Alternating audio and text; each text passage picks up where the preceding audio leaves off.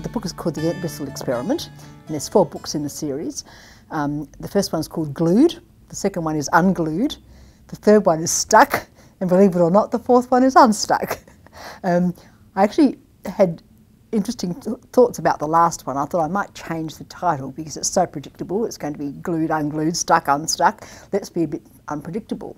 And I mentioned it to a writer friend of mine, and he said, "Oh no, you can't do that, Robyn. You're cheating your readers if you do that, because all the children are going to think the next one's going to be unstuck, and you're just being showing off by changing it when you've actually got to keep faith with your readers." So that was really good advice, and so it is unstuck.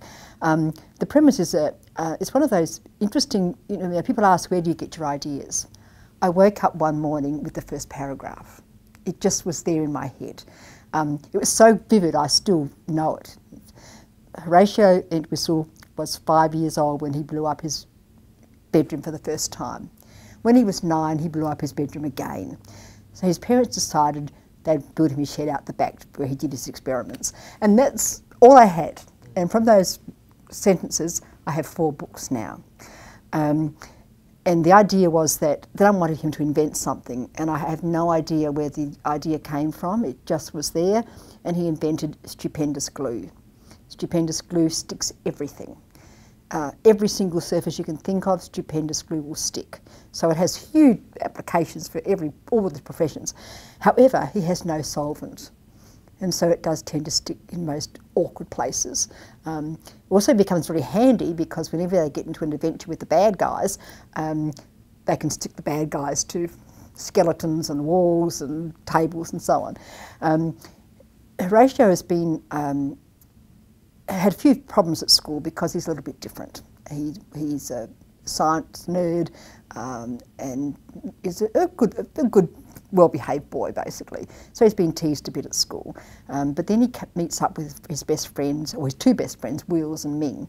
Wheels is in a wheelchair, a purple turbocharged wheelchair with all sorts of amazing attachments that blow things up and shoot out golf balls and has a smoke screen. And of course, anybody who fusses with Horatio has to get past Wheels. So that gives him a huge amount of confidence. And his 3rd best friend is Ming, or his 2nd best friend is Ming. Ming is a very feisty little girl who has a black belt in judo. And his father is the local locksmith, much to her embarrassment, because his van has got writing all over it about locksmiths, and she's very embarrassed to drive with her family.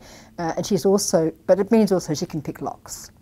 So, of course, in every book, Wheels has to use his chair to save them from something, and in every book, Ming has to crack a lock of some sort. So it works out that they all fit together to solve the problems.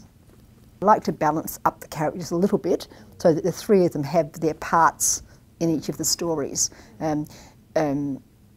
Wheel's mother, for example, is a children's writer, and I find her a delightful character, and she comes into this 2nd book a little bit more than she did in the first. So I think it's just seeing how the characters develop, which is partly my doing, but a lot of it's just where they decide to go, and I find that great fun.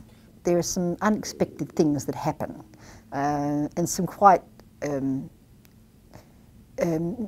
unpleasant is not quite the right word, but the stakes are a bit higher in this one, a bit more danger in this one than there is in the first one.